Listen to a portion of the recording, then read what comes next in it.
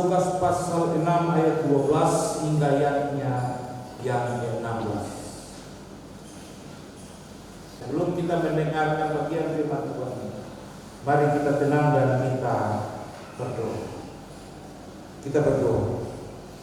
Tuhan yang Maha Kuasa, Engkau telah memberi firman-Mu menjadi pelita bagi kaki kami dan terang di jalan-jalan kami.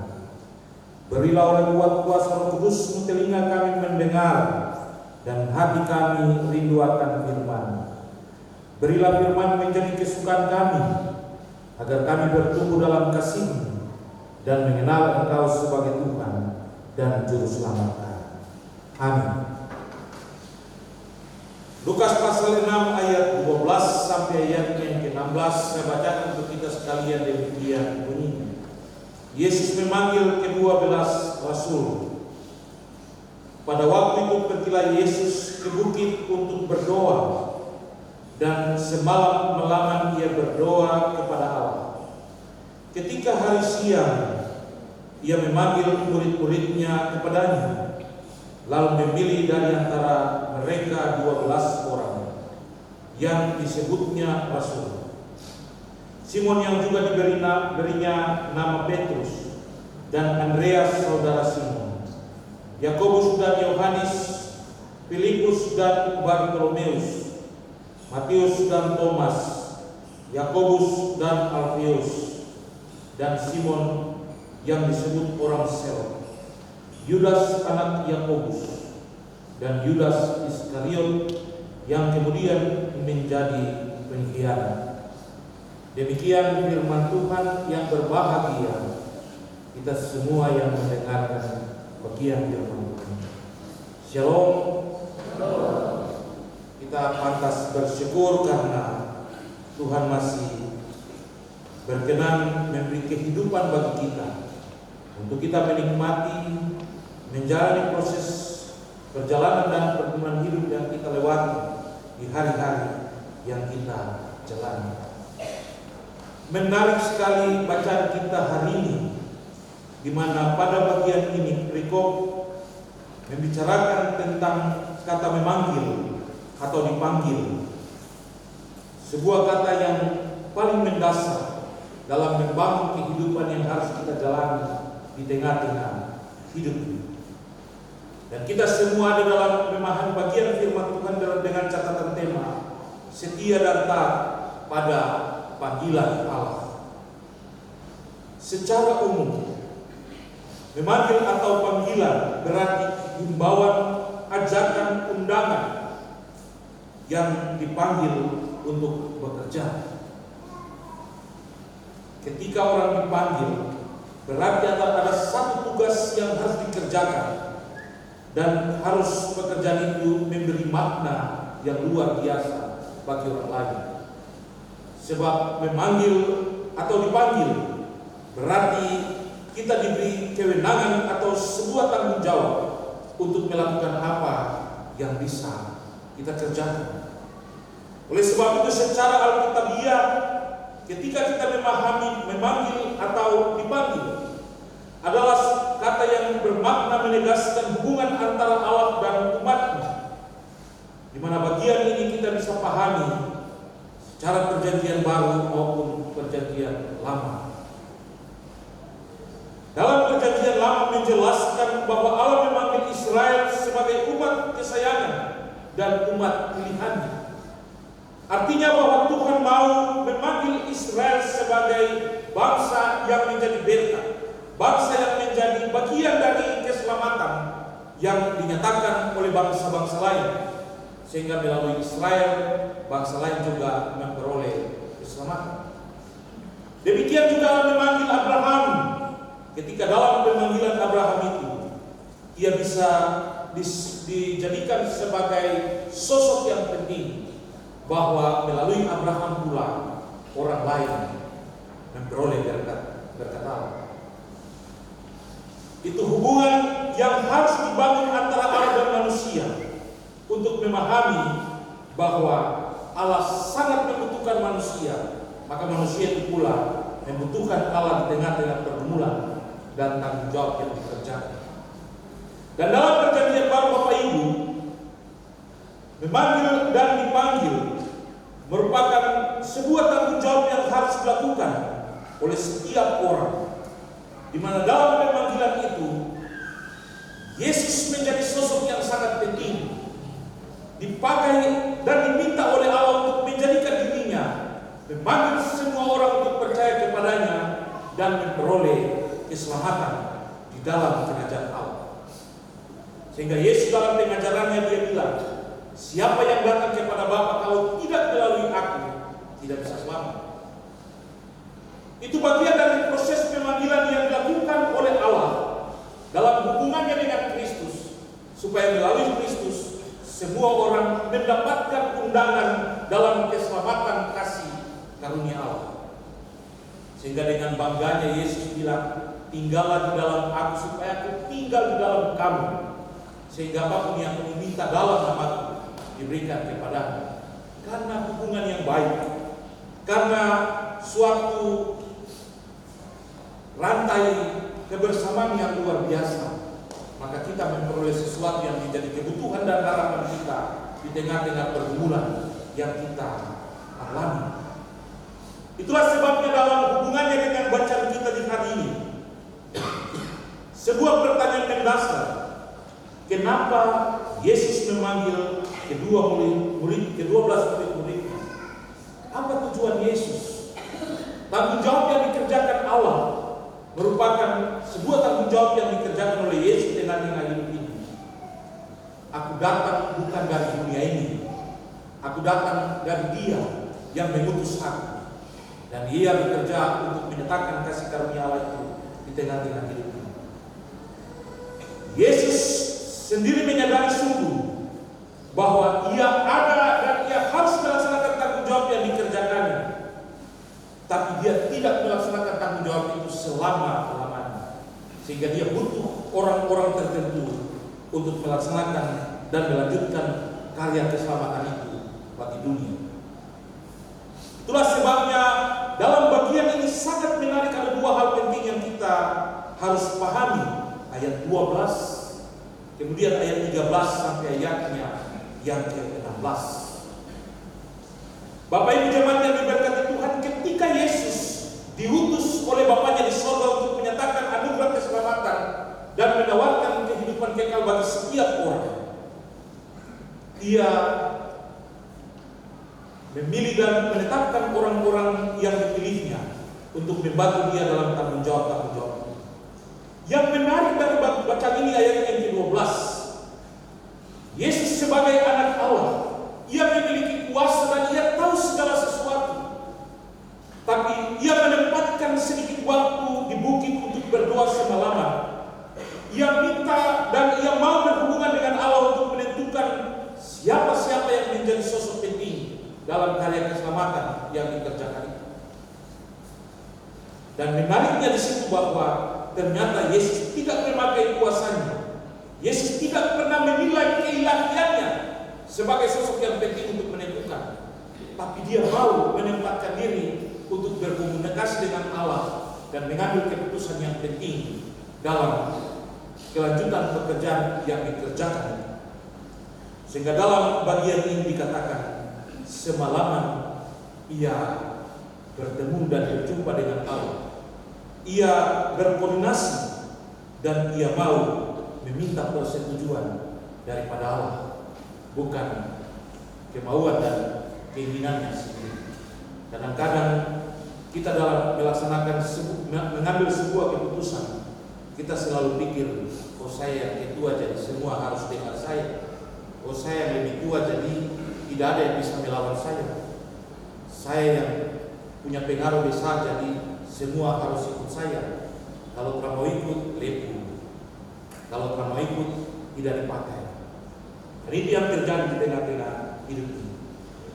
Ketika ia menyediakan waktu untuk berjumpa dengan Allah dan meminta Allah untuk berperkara dalam segala keputusan yang hendak diambil, dikatakan dalam ayat selanjutnya 13 sampai 14, Yesus pada akhirnya memanggil para muridnya, 12 para muridnya. Sebuah pertanyaan juga untuk kita. Kalau Yesus berkoordinasi dengan Tuhan, dua itu tahu segala-galanya. Kenapa dong pilih Yudas yang nanti mengkhianati itu? Apakah itu sengaja kan? Kan tidak masuk akal. Tahu orang nanti mengkhianat baru pergi ambil dia lagi. Ternyata ada tujuan yang harus dilakukan oleh Allah, bahwa setiap orang yang ada tengah-tengah dunia memiliki karakter yang berbeda-beda. Kalau tahunya Petrus menyangkal Tuhan Yesus, ngapain pergi ambil dia? Kalau tahunya Yohanes, Yakobus suka baku melawat tentang jabatan duduk di sebelah kanan atau di kiri Yesus, ngapain pergi mereka? Tahu Thomas yang harus lihat baru percaya, ngapain pergi ambil dia? Apalagi Yudas yang sudah pengkhianat. Tapi ternyata Allah memiliki maksud yang sangat luar biasa untuk dipahami dan diketahui oleh kita semua. Sebab ketika kita dipanggil, itu berarti Yesus mau memanggil kita atau para muridnya untuk menjadi bagian daripada dirinya. Yesus mau menempatkan dirinya sebagai sosok yang penting bagi para muridnya untuk melaksanakan kehendak Allah itu. Dan Yesus mau supaya para muridnya juga memahami bahwa Dia adalah Tuhan, sehingga hal yang sangat penting percaya kepada Dia. Kalau kita tidak percaya kita punya pimpinan, maka kita tidak pernah ikut Dia. Kalau kita tidak mengakui kita punya pimpinan, maka kita tidak pernah dengar dan mau melakukan apa yang diperintahkan kepada kita. Dan Yesus memanggil para muridnya supaya mereka menyadari sungguh bahwa mereka harus bersatu dengan Dia, percaya dengan Dia, karena mereka akan melakukan kehendak Allah di tengah-tengah dunia. Itulah sebabnya ketika kita dipanggil oleh Allah, sesungguhnya kita harus menyadari bahwa kita ditentukan oleh Allah sebagai sosok yang penting dalam bagian pekerjaan Allah di tengah-tengah dunia ini.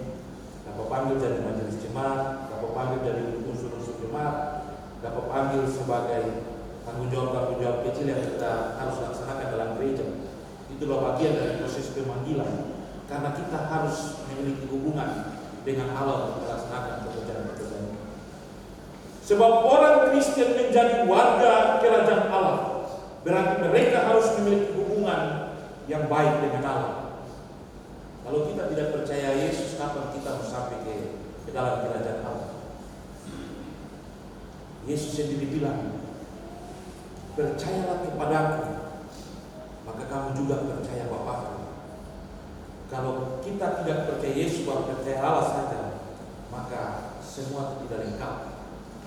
Bahkan Yesus bilang, kalau engkau mengasihi aku, berarti engkau mengasihi Bapakku yang mengutus aku dan saudara. Itulah sebabnya Bapak Ibu, ketika kita ada dan kita menjadi Kristen oleh karena kita dipanggil oleh Allah, maka ada hal-hal penting yang harus kita pahami, bahwa kita itu penting bagi Allah. Karena Allah membanggakan dirinya kalau kita memuji dan memuliakan Dia, dan kita juga mengharapkan berkat dan anugerah daripada Allah yang memberi segala-galanya bagi kita. Oleh sebab itu ketika kita dipanggil oleh Allah, sesungguhnya kita adalah pilihan Allah. Dalam 2 Petrus, dan pertama Petrus pasal 2 ayat 9 dia bilang, kamulah bangsa yang terpilih, imamat yang rajani, umat pilihan Allah. Dan ketika kita menjadi umat pilihan Allah, dikatakan supaya kita melaksanakan keajaiban-keajaiban Allah yang besar atau perbuatan-perbuatan Allah yang besar di tengah-tengah dunia. Oleh sebab itu kita harus meyakini bahwa kita telah dipilih oleh Allah. Kita telah dipilih dan ditentukan oleh Allah menjadi alat dalam panggilan dan tanggung jawab yang Allah lakukan bagi kita di tengah-tengah dunia ini.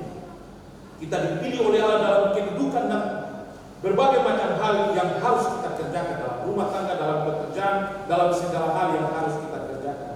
Yang jelas dalam pilihan itu akhir-akhirnya harus jadi berkah bagi banyak orang. Seperti lagu bila saatnya nanti kita berdaya lagi, hidup ini sudah jadi berkah. Itu yang Allah mau dan Allah ingin untuk kita ada dan kita lakukan di tengah-tengah hidup ini.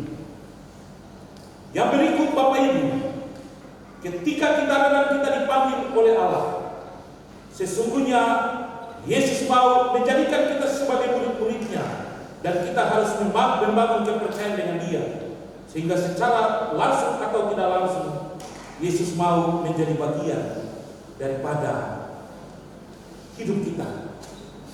Aku tidak pernah menyebut engkau hamba, tapi aku menyebut engkau sahabat, sebab seorang sahabat rela memberi nyawanya untuk sahabat-sahabatnya. Itu hubungan yang baik. Yesus rela memberi, Yesus rela menyerahkan dirinya, Yesus rela mati, dan semua itu karena Dia menganggap kita bagian daripada dirinya, sahabat-sahabat. Kita boleh berbangga dan kita boleh senang karena kita menjadi bagian daripada Kristus. Tapi kita juga harus ingat bahwa ketika kita tidak pernah membangun dengan hubungan dengan Dia, Dia tidak pernah menganggap kita bagian daripada dirinya. Hendaklah kamu saling mengasihi supaya kamu dikasihi. Karena orang akan menyebut kamu murid-muridku apabila kamu mengasihi. Itu contoh kecil saja yang bisa membuat kita menyadari bahwa ketika kita dijadikan oleh Allah sebagai murid-murid Yesus, secara tidak langsung Ia mau menjadikan kita sebagai bagian dari hidupnya, karena kita adalah bagian daripada dirinya. Bapak Ibu yang diberkati Tuhan, sebuah proses pemanggilan juga merupakan sebuah proses membangun hubungan berdasarkan iman dengan Allah dalam doa yang tiada henti-hentinya. Sebagai orang Kristen, kita tentu merindukan tuntunan Roh Kudus. Tanpa kuasa Allah, kita tidak akan hidup dan menikmati hidup yang kita jalani. Tanpa kuasa Allah, kita tidak apa-apanya. Justru oleh karena kuasa Allah itu, kita bisa berdiri dan melakukan apa yang bisa kita lakukan. Kadang-kadang kita lebih senang menunjukkan kemampuan dan kekuatan kita tanpa kekuatan Allah. Nanti kalau Allah sepukul, sulemah, sutra mampu, baru kita dengar dan datang kepada Dia. Tuhan mau kita membangun hubungan berdasarkan iman dengan Dia, sehingga hubungan itu baik, maka kita akan memperoleh apa yang menjadi bagian. Ketika Musa menyampaikan pidato terakhir kepada orang Israel, dia memberikan sebuah pernyataan yang sangat luar biasa. Kepadamu ku berhadapan kehidupan dan kematian, kutuk dan berkat. Jauh dari Tuhan, mati dan kutuk. Dekat dengan Tuhan, berkat dan kehidupan. Dia mau supaya hubungan antara Allah dan manusia tetap ada, karena Allah merindukan pujian dan kita merindukan berkat. Masa kita tidak pernah mau memuji-muji baru dapat berkat? Dalam kantor atau pekerjaan kita, kalau kita dapat kesempatan dari pimpinan, berarti kita dipanggil dalam satu tugas dan tanggung jawab khusus. Dan ketika kita melakukan yang terbaik sebagai bagian dari sebuah hal yang memuji pimpinan, maka kita akan mendapatkan sesuatu yang besar. Kadang-kadang bahasa Trendo bilang, siapa mengerjakan dan melakukan semua itu kan untuk nama baik pimpinan, bukan untuk nama baik saya. Karena kita mau hubungan antara kita dengan Allah itu luar biasa, sehingga apapun yang kita kerjakan baik dan luar biasa, maka nama Tuhan dimuliakan. Kita kadang-kadang lebih senang untuk ditinggikan daripada kita meninggikan Allah. Padahal Yesus dalam seluruh proses kehidupan sebagai orang yang telah dipercayakan oleh Allah di tengah-tengah dunia untuk menghadirkan shalom kerajaan Allah bagi dunia, dalam ketaatan dan kesetiaan itu, pada akhirnya Ia ditinggikan. Kita juga harus menunjukkan ketaatan dan kesetiaan atas panggilan Allah itu, dan kita pada akhirnya akan ditinggikan oleh Allah. Dalam kitab Roma, Paulus dia bilang begini, saatnya akan tiba, kamu akan dibenarkan di hadapan Allah, kamu akan dibela di hadapan Allah, itu merupakan bagian yang sangat penting untuk kita pahami. Bahwa ketika kita dipanggil oleh Allah, kita membangun hubungan dengan Allah dalam Kristus Yesus. Saatnya akan tiba, Kristus akan membela dan membenarkan kita. Kalau kita sudah percaya Dia, kapan Dia mau membenarkan kita? Tetapi saya tak kenal, kasih itu saja. Saya tak kenal, neraka saja. Saya tak pernah lihat orang ini juga. Ini mungkin orang yang dari mana saya tak tahu. Ini iblis jadi neraka saja. Apa Ibu sudah pernah dengar cerita tentang reuni neraka dan penghuni surga? Don semangat orang dari neraka sampai kerja di pekerjaan sampai sudah surga, tapi surga pun bolong-bolong. Lalu surga neraka terpilih. Masa kita kerja sampai semua dekat kamu belum kerja lagi kan? Dia surga bilang, habis di kamu tempat itu banyak kontraktor, banyak pengambil kebijakan, jadi kamu punya lancar-lancar. Kalau kami di sini terada, jadi kami tugas cuma memuliakan tugas ya. Itu karena dong hidup dalam kesenangan dan kenyamanan karena anugerah.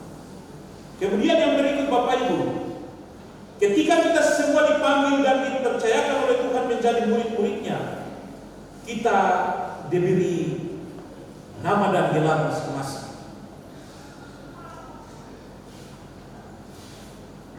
Kita ini orang yang sangat penting dalam karya keselamatan Allah. Kita ini memiliki gelar yang luar biasa di hadapan Allah. Dan kita tidak pernah menyadari bahwa kita punya gelar itu luar biasa. Kita punya nama itu luar biasa. Kita punya nama itu, kita memiliki nama yang penuh dengan sukacita. Hari ini saya nama pendeta Mikael Muntayana, tapi itu nama yang diberikan oleh orang tua. Tapi Tuhan memberi kita nama yang luar biasa. Aku membaptis engkau dengan nama Bapa, Anak, dan Roh Kudus. Itu kita punya nama surgawi yang luar biasa, yang tidak pernah kita bayangkan. Nama yang memiliki gelar yang luar biasa. Ketika kita dibaptis di hadapan Allah, di hadapan jemaat, dengan Allah Bapa, Yesus Kristus dan Roh Kudus, sebagai gelar yang kita pikul di tengah-tengah hidup ini. Allah telah mengambil kita dan menjadikan kita sebagai anaknya yang dikasihi. Kristus telah memberikan kehidupan kekal bagi kita, karena Dia telah menggantikan hidup kita dari dosa dan pelanggaran yang harus kita terima. Tapi kematian dan kebangkitannya memberikan kehidupan baru bagi kita. Kita bisa hidup menikmati segala hal yang kita nikmati di dunia ini. Lalu Tuhan bilang, daripada dong susah-susah, Roh Kudus diberi sebagai semangat, penuntun, dan pemberi arti yang luar biasa bagi kita di tengah-tengah hidup. Itulah gelar kita sebagai orang-orang Kristen. Sebab ketika saatnya kita akan dipertanyakan oleh Allah apa yang menjadi bagian dari nama kita untuk kerajaan Allah. Karena Yesus sendiri bilang, kalau siapa yang datang kepada Bapa kalau tidak melalui aku, tidak ada gunanya. Tapi kalau nama Yesus terpampang dalam hidup kita, dalam diri kita, maka Bapa yang sudah mengasihi kita itu, Dia pasti menerima kita. Karena Roh Kudus dengan sendirinya pasti ada, Dia akan menjadi bagian hidup kita. Kalau Roh Kudus tidak ada, kita semua terdatang sembahyang hari ini. Karena Roh Kudus ada dan membuat kita datang, dan kita harus melakukan yang terbaik bagi Tuhan. Pertanyaan terakhir untuk kebetulan, percaya dan yakinkah bahwa kita semua telah dipanggil oleh Tuhan, dan ketika pemanggilan itu kita telah menunjukkan ketaatan dan kesetiaan atas panggilan Allah itu? Kita semua dipanggil dalam tanggung jawab kita masing-masing. Contoh, kita dipanggil, kalau Yesus panggil 12 murid untuk membantu Dia dalam pelayanan, Jemaat Efata panggil 87 majelis jemaat untuk melaksanakan tanggung jawab dan pelayanan. Ketaatan dan kesetiaan itu. BKB, PW, PAM dan PAL panggil kira-kira berapa orang itu? Lebih dari 10 orang untuk melaksanakan pekerjaan-pekerjaan. Bahkan ada yang bisa 20 orang. Dan kita semua dipanggil dalam tugas kita dalam rumah tangga, dengan tugas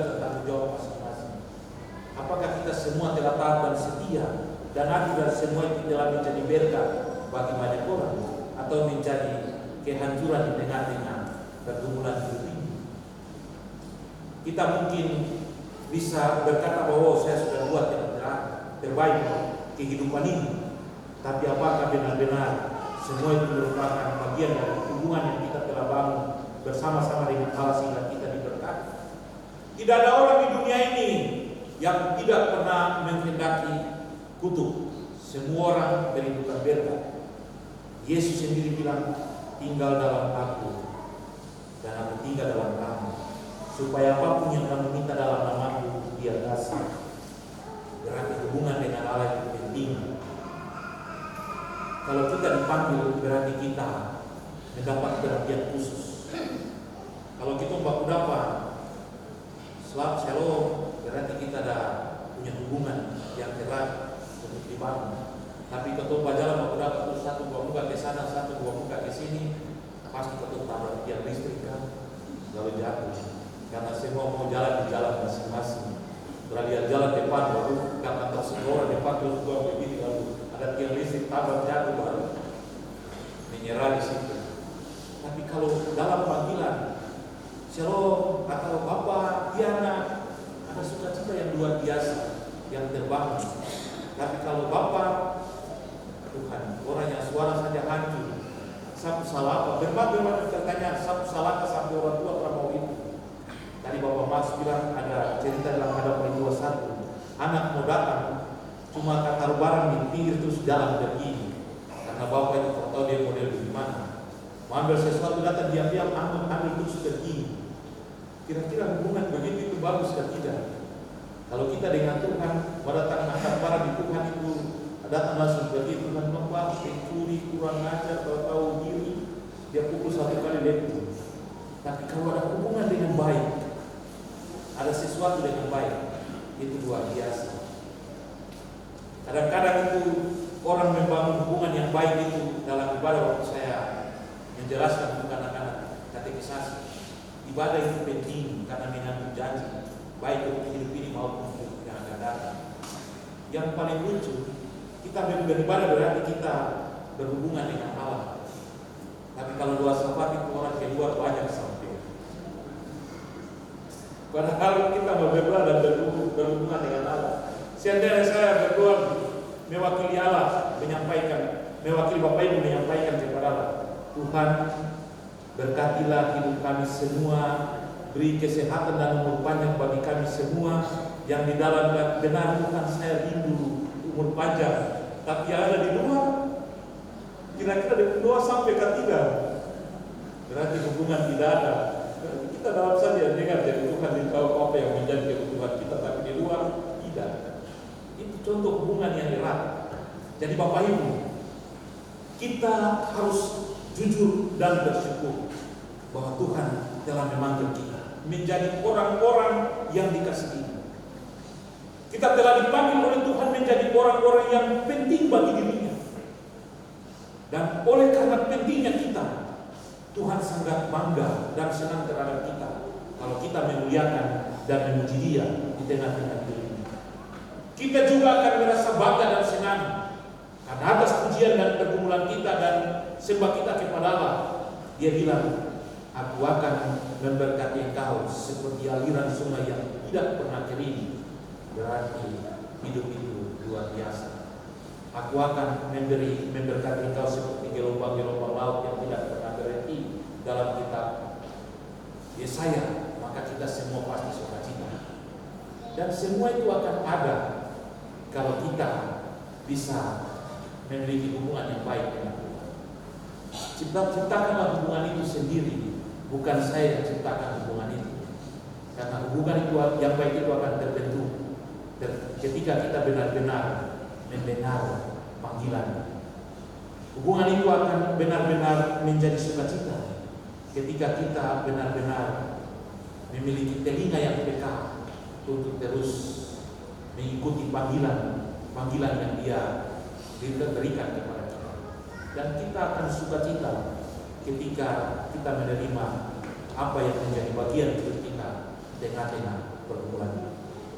Bapak Ibu, mari kita orang pulang Ketorang mendengar panggilannya.